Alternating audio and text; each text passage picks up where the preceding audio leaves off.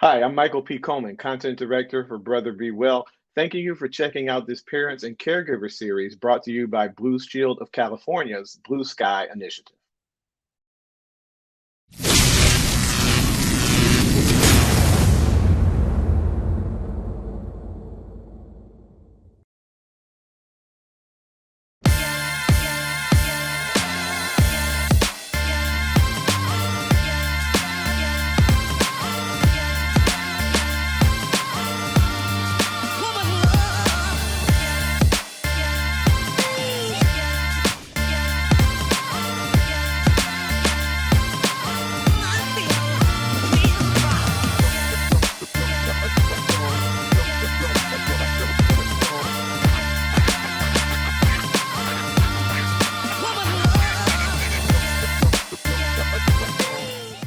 Another thing that NAMI tells us that you might want to do is volunteer at a local mental health organization.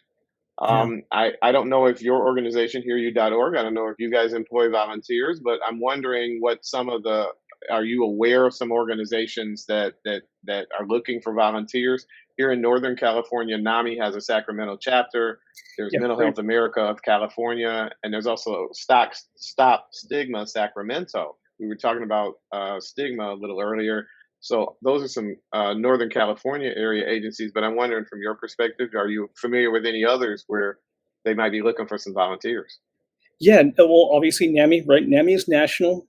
Go to NAMI.org website, you Google it, take it down to state level, take it down to zip code level. And NAMI is always looking for volunteers and trying to bring people in and focus on their strengths with whatever you have to offer. I'm not, unfortunately, located in Northern California. I'm down in the Los Angeles area in Southern California. There's Airport Marina Counseling Service out by LA International Airport. That's where I did a lot of my traineeship. And they have they're a nonprofit, they're very small. They operate in a shoestring budget. I'm going to say that 10 times fast. Not only are they looking for things like donations, but let's face facts, right? With the price of gas, who has a little extra money to spend? They'll take sweat equity, sweat labor. Go in there, do little thing, stuff envelopes, volunteer with activities and things like that they have. So there's plenty of places out there if you know where to look. Cliche answer, blanket answer. Google your local zip code, make a phone call, send it an email. Yeah, those are some great, they may be cliches, but they're quite effective and some great Yes. ways to find some volunteer resources. And generally speaking, volunteering is a great way to get more experience or kind of get your feet wet in a number of ways. I'm thinking back to myself, my very first broadcasting job was a volunteer. I wasn't being Volunteer. paid, Yeah. sitting in a radio studio. I didn't know what I was doing. And, Yeah. it can lead to something else. So appreciate that. Attending a walk. We were talking about NAMI earlier. Every year here in Sacramento, I attend and participate in the Walk for Mental Health. Hmm. That's not the exact name of it, but if you go to NAMI's website, you can find out they do an annual walk. I'm wondering if you're familiar with other organizations that do things like that, where you can actually get out, kind of press the flesh with other people like you who are interested Yeah. in being an advocate. Are you familiar with others? Yeah, I'll pump the NAMI walk again because we have it in LA County. For the last 12 years, my son was in the stroller. We've been doing it every single year, aside from the ones that canceled from COVID. So it was really awesome, to rub elbows with people and donate money, get some exercise. And like my kids are starting to understand the importance of mental health. Who in our family has their share of mental health issues, and how we can support and advocate for them. Aside for other things going on, well, for example, I'll promote my former practicum site, Airport Marina Counseling Service in city of Los Angeles. They used to have a walk down by the beach, and I don't think they do that anymore. But every year they have holiday home tours. Uh, Volunteer homeowners will decorate their houses, and they'll have gingerbread cookies and hot chocolate, things like that. So they'll charge a little bit, walk around the tours, sing Christmas carols. It's actually a really great time. And other things you can volunteer with. I know with this agency and organization, they'll have a big gala. They'll have silent auctions and things like that. So basically, it boils down to what's in your area, what they have available. Just plug yourself in, see what you can do. It's a great, easy step, and anybody can do that. Anybody Mhm. with a smartphone, or if you got internet access, just check it out and see what's available in your area. I'm thinking about Dr. Carlos as I was thinking about that person sitting, listening, or watching this video. They want to be a mental health advocate, and where can they really make a difference? And I couldn't help but think of engaging local politicians to prioritize mental health. There's so much right now. It's a pet peeve of mine. Every time and I have to say every time, that makes me a little sad, but every time the media covers a mass shooting, Mm. someone says this is a mental health issue, whether it Yeah. is or not. That's a whole separate conversation. But a lot of times politicians use that as a soundbite. But the Right. reality is, I don't think that, frankly, Congress is doing enough right now. Can you offer us any tips on how to introduce the question or issue about mental health, targeting a politician for whom mental health might not really be on their radar, and maybe for the person, the potential advocate, where they're not so used to talking? Can you offer some tips on how to introduce that to a local politician? Yeah. So for the individual, right? Squeaky wheel gets the grease. I think that's how the saying goes. Emails, phone calls, whether it's a state politician, county board of supervisors, or even just your local municipal council person, give them a call and set up a meet and greet. Call and set up an appointment and have a conversation with them. And then you can go bigger to like the national level. Once again, gonna pump up NAMIA as well because they do legislation. They're in Sacramento doing things, lobbying for mental health advocacy, mental health laws, changes in mental health laws that have been around since the 1960s. So respectfully, make some noise is what I'm trying to get at. Do it respectfully. Get out there and talk to people and get a band behind you. Get other people who are out there who are willing to advocate with you and be that hero. And it's so important, and I think it's relatively easy. It's hard to talk about any issue that you're not used to talking about, right? The first time you talk about it, it might seem a little clunky, but once you do it one or two times, it's so very important that we hold our politicians' feet to the fire, I think, and not just Yeah, talk about it when they've got a TV camera in their face. They've really got to start to prioritize it, I think. Sorry, I didn't mean to right. get up on that politician soapbox there. Another path to mental health advocacy might be correcting those who use stigmatizing language. And we talked about stigma a little bit earlier. For Mhm. a lot of people, I tend to be more extroverted. So it's easy for me to say, what are you talking about? Why'd you say that? Maybe you should find a different way to say that. But for some Yeah, people, confronting the source of a stigmatized message might be a little daunting. And right. especially, this is part of the Parents and Caregiver series, I think that for younger people, younger generations, if the source of the stigma is an older person, that might be Mm. really hard. Can you give us any tips, or give our listeners and viewers any tips on how they can confront the source of that stigma to help correct that behavior and correct those words a little bit? Yeah, of course. When it comes to the older population, I think that's probably the most difficult conversation to have. Personally, it's one of those things where is it something that I can dance around? And I really honestly I hate to say that because people need to be educated.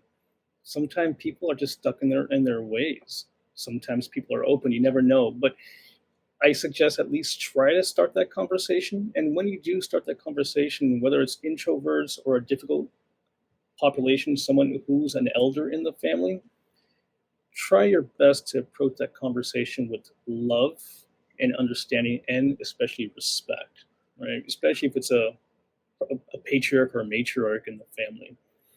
Um, Now, if you're in public, that can be something different, right? Because you can be with peers, someone who's your own age, or at a family party with little kids as well too. Above always, be mindful of your audience. You may not want to sit here and shoot someone out if they say something that's very, very stigmatic. However, you may need to at that time. So once again, I try to follow the philosophy of love and respect. If you can hold it and you remember it, and talk to them offline when it's just a one on one, I think that's better. But if you have to confront them in the moment, love and respect is the best way to do it. I appreciate that, Dr. Carlos. And before we move on to my final question, I'm just wondering about some specific messages. When we're talking about stigma, there's a whole I know there's a video or two specifically where we're talking about stigma, a whole series of them, stigma in a variety of people of color communities. But Yeah. some of the phrases that someone might hear are something like, someone shares what they're going through, and if you say, well, that's stupid, or if you say, oh, just get over it. If someone comes to you and they're telling you that they might be depressed, just get over it. You should be able to Yeah. power through that. All of those are stigmatizing messages that Yes. unfortunately we've gotten used to hearing, Yeah. so you got to kind of train your ear to pick up on it, and then just as you said, I love the way you said it, love and respect. You're not trying to be confrontational, but that's just really not going to work when we're talking about mental health. Yeah, right, right, right, exactly. I remember having a conversation with my mom as a teenager, going through our issues. My parents divorced when I was a teen in freshman year of high school, roughly. And I remember talking about my mom about how stressed I was. And I totally, well, now I understand, but at that time, she's moving out of the house, she's working part time, she's gonna have to fend for herself. And she looks at me and she's like, Why are you stressed out? You don't have bills to pay, right?" And she didn't call me stupid, she didn't call me any negative or derogatory terms, but just that statement when I was looking to vent and I wanted validation, she shut me down, and I never said anything about feelings after that. For a long time, never talked about my feelings with her. Yeah, well, that makes sense. Yeah, it was an invalidation of your feelings, Yeah, and right. so as a young person, I kind of feel for um, young people who um, have been told either directly or otherwise not to share your feelings. Right. So yeah, that's why we're here. That's why Brother We Will is here, to try to create a platform where we can talk about these things and Yeah. other people can talk about what they're dealing with. Break the cycle. For sure, for absolute sure. Before we wrap this conversation up, Dr. Carlos, do you have any additional words of wisdom that you can offer to Yeah, anyone listening or watching? no, no, of course, and I'll end it with words from my mom, right? So, she passed away a couple days before Christmas in 2019, so still fresh. Cancer took her life. So I remember a few days before she had passed away, I'd given her a call just to check in with her because I hadn't talked to her, seen her in a few days, and she had a really scraggly voice, sound really, really tired. So I'm like, oh, mommy, you sound like you're having a really rough, a really bad day.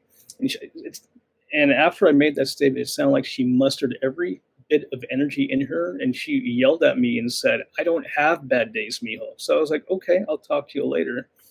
So, point of my story with that though is if you're interested in becoming an advocate for yourself, if you're interested in advocating for other people, one, start off with acknowledging that there is an issue. Whether there's an issue within yourself or if you see a gap in your community and you want to fight for those people, acknowledge it. Educate yourself. If and when it comes to self advocacy, if you're battling with something, if you're struggling daily to get out of bed, find a purpose, whatever that purpose may be. And then once you find a purpose, you can slowly share your story with other people or help other people share their stories, depending on which type of advocacy you decide to do. And no matter how bad of a day you're having, how bad you're feeling, once you get to start sharing your story and you have that purpose, you'll eventually and hopefully realize that you won't have any of those bad days anymore. Yeah. Dr. Carlos, if you'll allow me to say so, I've known you now for a little amount of time. You've got such a calming way about you, and I can't wait to see all the things that you're going to do as a therapist. And again, I'm really, to think that there's a police officer on the street with your temperament, your level of care. I think your community's in good shape to have you there. So thank you for your I'm service. Thank you. I'm grateful. Thank you so much. Someone rose that the temperature is getting a little warm in here. I'm a It is. little little shy. Thank you so much. Well, no problem. Dr. Carlos Martinez, Associate Marriage and Family Therapist with one of our valued production partners, HearYou.org. Dr. Carlos, we'll see you next time. See you. Thank you. You take it easy. And I want to thank you for listening in to this podcast or watching this video. I also want to thank our sponsor for this one and all the videos in our Parents and Caregiver series, Blue Shield of California, and specifically their Blue Sky initiative. That initiative boosts access to mental health support, and you can read all about it at this website, bluesky.blueshieldca.com. That's bluesky.blueshieldca.com. While I'm at it, let me tell you about another website, our own, brotherbewell.com. If you've enjoyed this video, you can see videos just like this one, the entire Parents and Caregiver series, or other series and videos on a variety of other behavioral health topics, mental health topics, audio podcasts as well, print pieces, links to resources, all designed to help boys and men of color be well. Those boys and men of color are 12 and up, and they're African American, Latinx, Asian and Pacific Islander, and Native and Indigenous, and the LGBTQIA plus community members that enhance those communities. So all of that's at brotherbewell.com. We're a membership supported service, and memberships are free right now. So get on that website if you would. Now's the time. Sign up as a member. You'll be our newest Brother Be Well member. Give us your email address and you'll sign up for our blog. And then 2 or 3 times a week, when videos just like this one go live, you'll be the first one to know about it. So check that all out at brotherbewell.com. My name is Michael P. Coleman. I'm content director for Brother Be Well. And I want to encourage you, please do 2 things for me before I let you go. Take great care of yourself. And then when you get that down or you start to get it down, grab somebody who's struggling and help take care of them too. Until next time, bye bye.